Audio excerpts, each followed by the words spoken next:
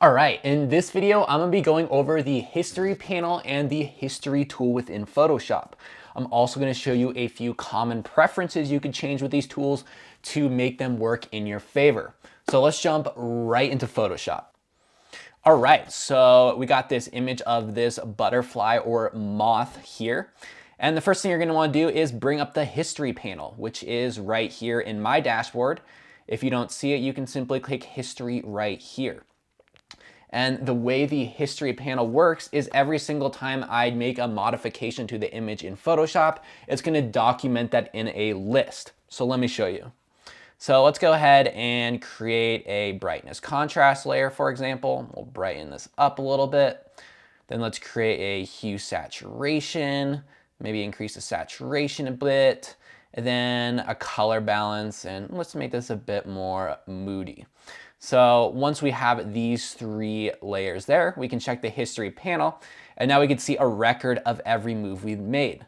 So you can see we first created the first layer, then we modified it. Then we created the second layer, then we modified it, and so on and so forth. The beauty of this is I can now go back to any of those states that are now saved within Photoshop.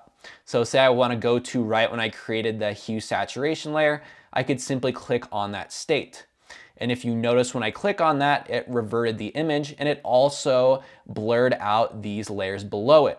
This is Photoshop telling me that if I were to now make any moves from this state forward, it's going to delete all of those states below. So for example, if we go to layers here, let's create a blank layer, for example, and draw some black on this. If we go to the history panel, you could see it deleted that color balance layer and replaced it with this new layer and this brush method that we made. So that's essentially the history panel within a nutshell. But there are two more small features in it that I absolutely love. So the first one, if you go to this button right here, what it will do is it will save all of the settings you've done on this image so far, and it will put all of it into a blank new document for you. So if you want to fork the image into two documents now, and maybe, for example, get extremely experimental with this image, but say I don't want to ruin the original image, I can now go ham on this one without having to worry about it affecting the original document. So I'll often use this feature if there's edits that I'm not really sure are gonna work. For example, if I wanna try and take out an entire tree from an image, but I know it's gonna be a big task and I don't wanna accidentally ruin any parts of the original image, I can do that in this document here. So now let's go to the second feature I want to show you, which is this snapshot button here. So let's go ahead and make a few more adjustments here. Maybe let's pull back the color balance adjustment and get back to that moody blue tones. That seemed kind of fun there. So say I really like this point of the image here and I'm not sure I'm gonna remember this exact state. What I can do is click the snapshot button and it will create that state up here. So now if I go back to the image and start making more modifications, say I make a black and white adjustment and now I'm doing the image in black and white, I can now go back to this state at any time if I want to and reference it. This is really great and it's essentially just like a checkpoint or a save point for any points of your image. So that's the entirety of the history panel. Now let's move on to the second tool that I wanted to go over, which is the history brush. So we're gonna go ahead and hop over to this butterfly image here. And the history brush is this button right here. So one thing you're gonna need to know about the history brush is that it only works on singular layers. This means all of the adjustments have to be done to this actual layer, which pretty much goes completely against my non-destructive editing principle. So I never really use this tool, but I did want to show you how it works just in case you can find some type of use for it. So we're gonna have to go up to the image here and make adjustments up here. So say we make a brightness contrast adjustment here. Let's make a color balance adjustment like that. And maybe make a vibrance adjustment and turn down those blues a little bit. All right, so we have those three adjustments which are now baked into this layer. But if we go to the history panel here, we can now see all of those adjustments in the history panel. And like I talked about before, you could simply click on one to go back to that certain adjustment. However, this is where the history brush comes into play here.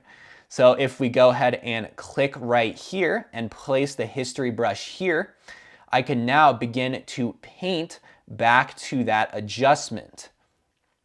So I'm effectively now painting in everything below this point here.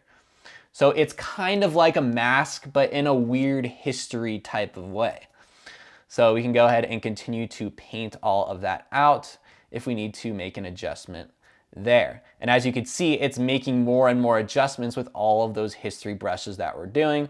So if I need to undo one, I could just go back to any of those points there. Now let me show you a practical use for this. So let's say, for example, I want to create a selection up here. And let's go ahead and increase the brightness of this area and make it seem like a light source is coming in from this part of the image. So let's go ahead and do that. Let's do Control D to deselect. And now one thing I want to do is blur this line right here. So what I can do is use that history brush here.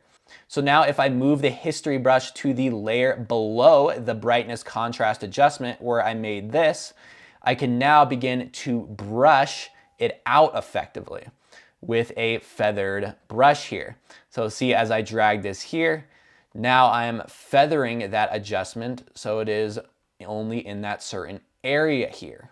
So the crazy thing about the history brush is that some photographers will use it for their entire photography process.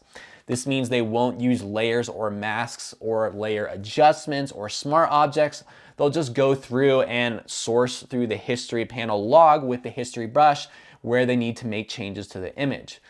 I know that sounds completely crazy based off everything we've done in this course, but there are methods to do this, and you could go much deeper into this tool with blending modes and even incorporate luminosity masks and dodging and burning into this workflow if that's something you're interested in. I'd recommend checking out the artist Alistair Benn or Mark Adamus, who are two absolutely fantastic landscape photographers that utilize this method. So with that being said, those are the history panels and the history brushes. So one more thing I wanted to go over real quickly is some preferences. So if you hop up to the edit menu here and go to preferences, the first one is under performance. So if you click history states here, you can change how many history states Photoshop will save for you. So you can go up to 100 if that's something you're interested in. I do believe that having more history states might slow down Photoshop a little bit. So if you're trying to save some space, then you might not want to do this. But that option is there if you need it. So let's hit OK there. Another option that you might want to use with history is under history preferences and history and content credentials. So one thing to know about the history panel is that when you exit out of Photoshop, by default, it will just go ahead and delete all of those lines of history and you won't be able to access them again. If you want to save that, you can click the history log here, hit OK, and it will save that history log into your metadata so that the next time you pull up the image, you can have access to all of your history. All right, so that's essentially everything you need to know about the history tools within Photoshop. Let's go ahead and hop to the next video.